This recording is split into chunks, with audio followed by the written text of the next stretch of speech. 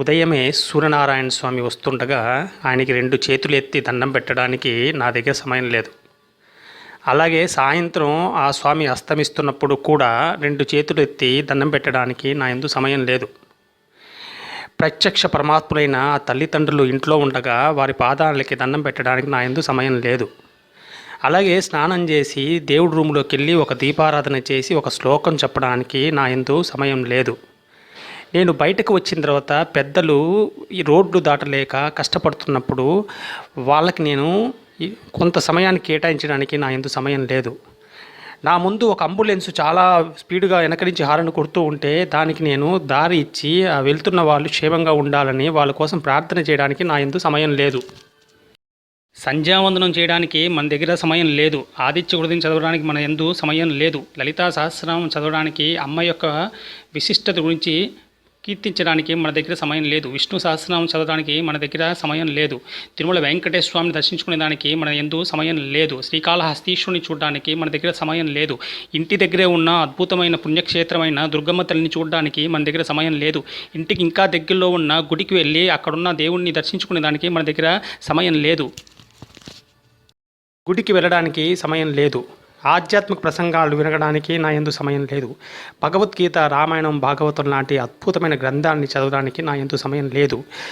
ఋషులకి, బ్రహ్మర్షులకి కృతజ్ఞతలు చెప్పుకునేదానికి నా యందు సమయం లేదు. ప్రకృతిలో అందుతున్న ప్రతిదానికి కృతజ్ఞత చెప్పడానికి నా యందు సమయం లేదు.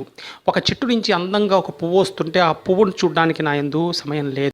అనాథ పిల్లల దగ్గరికి వెళ్ళి వాళ్ళకి ఒక రోజన్నా, ఒక సంవత్సరంలో ఒక రోజన్నా వాళ్ళ దగ్గరికి వెళ్ళి వాళ్ళ యోగక్షేమాలు కనుక్కొని వాళ్ళకు స్వీట్లో, పండ్లో, లేదంటే ఇంకేదైనా చిన్న బొమ్మలో ఇవ్వడానికి నా యందు సమయం లేదు. వృద్ధాశ్రమానికి వెళ్ళి ఆ పెద్దవాళ్ళు ఎలా ఉన్నారో తెలుసుకొని వాళ్ళకి పండ్లు ఇచ్చి వాళ్ళ నుంచి ఆశీస్సులు తీసుకొని వాళ్ళ దగ్గర నుంచి మంచి విషయాలు తెలుసుకునే దానికి నా యందు సమయం లేదు. బంధువుల యోగక్షేమాలు, మిత్రుల యోగక్షేమాలు, నేను ఉంటున్న ప్లేస్లో చుట్టుపక్కల నైబర్స్ యొక్క యోగక్షేమాలు, సొసైటీలో జరుగుతున్న వాళ్ళ యొక్క యోగక్షేమాలు తెలుసుకునేదానికి నా యందు సమయం లేదు. పెద్దలు చెప్పే మాటలు వినడానికి నా దగ్గర సమయం లేదు. చిన్నపిల్లలకి మంచి విషయాలు చెప్పడానికి నా దగ్గర సమయం లేదు. అన్నదానం చేయడానికి నా దగ్గర సమయం లేదు. రక్తదానం చేయడానికి నా దగ్గర సమయం లేదు. ఇంట్లో ఎన్నో రోజులుగా కుప్పలు కుప్పలుగా పడి ఉన్న పాత బట్టలు తీసుకొని వెళ్ళి పేదవారికి ఇవ్వడానికి మన దగ్గర సమయం లేదు. అలాగే ఇంట్లో మిగిలిపోయిన ఆహారాన్ని తీసుకొని వెళ్ళి బయట ఉన్న జీవులకు పెట్టడానికి మన దగ్గర సమయం లేదు. ఇంట్లో మిగిలిపోయిన ఎన్నో మెడిసిన్స్, అది ఉపయోగం లేని మెడిసిన్స్, ఇంకా ఎక్స్పైరీ టైం లేకుండా ఉన్న మెడిసిన్స్ తీసుకొని వెళ్ళి ఒక మెడికల్ షాప్కో, లేదంటే ఒక హాస్పిటల్కో, లేదంటే ఇంకెక్కడైనా ఒక సేవా కేంద్రానికి వెళ్ళి ఇచ్చి రావడానికి మన దగ్గర సమయం లేదు. అది ఎక్స్పైరీ డేట్ అయిన తర్వాత మాత్రం బయటికి పడేయడానికి మాత్రం మన దగ్గర సమయం ఉంటుంది. ఇంత సమయం లేకుండా ఎప్పుడూ బిజీగా ఉండే ఈ మరబొమ్మ, తోలుబొమ్మ, ఆట బొమ్మని సృష్టించిన ఆ భగవంతుడి దగ్గర మాత్రం సమయం ఉంటుంది. స్విచ్ ఆఫ్ చేయడానికి మాత్రం సమయం ఉంటుంది. ఇది కలియుగం అనే ఒక సాఫ్ట్వేర్ యుగం. అందువల్ల ఈ సాఫ్ట్వేర్ భాషలో మనం మాట్లాడుకోవాలంటే ఇప్పుడు కంప్యూటర్ని మనం షట్ డౌన్ చేయాలి అంటే 2 పద్ధతులు ఉంటాయి. ఒకటి, మనం డైరెక్ట్గా స్విచ్ ఆఫ్ చేయడము, లేదా షట్ డౌన్ అని కమాండ్ ఇవ్వడము.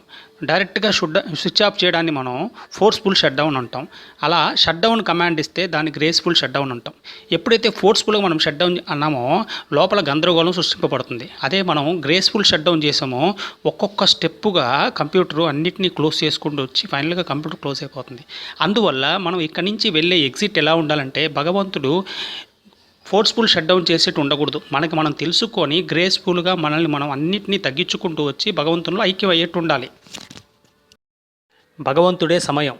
కానీ మనం ప్రతి చోట నాకు సమయం లేదు, సమయం లేదు, సమయం లేదు అంటూ ఉంటే భగవంతుడు అనుకుంటాడు, ఏమిటి వీడు ప్రతి చోట సమయం లేదు అంటున్నాడు, సమయం అంటే నేను కదా, అంటే నేను లేదు అని చెప్తున్నాడు, అంటే నన్ను వీడు లేదు అనుకుంటున్నాడు, నేను ఉన్నానని వీడికి చూపించాలంటే వీడికి ఏ విధమైన సమయం ఇవ్వకుండా వీడిని వెంటనే పైకి తీసుకురావాలి అని యమదూతలను పంపించి నాయన వీళ్ళని వెంటనే పైకి తీసుకురామంటాడు.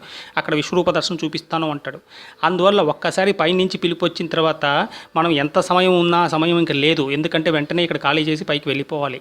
అందుకే ఇక్కడ ఉన్నప్పుడే కొంత సమయాన్ని మంచి కార్యక్రమాలకి, భగవంతునికి సంబంధమైన కార్యక్రమాలకి, సమాజ శ్రేయస్సు కోసం మనం కొంత సమయాన్ని ఇక్కడ స్పెండ్ చేస్తే అప్పుడు భగవంతుడు బలవంతంగా పిలుచుకెళ్ళడం ఉండదు. భగవంతుడే వచ్చి పుష్పక విమానంలో వచ్చి మనకి సాక్షాత్కారం అయ్యి విశ్వరూప దర్శనం చూపించి మన పక్కన కూర్చోపెట్టుకొని ఆయన చెంతలో కూర్చోపెట్టుకొని వైకుంఠం తీసుకెళ్ళి మనకు అన్ని భోగాలు ఇస్తాడు.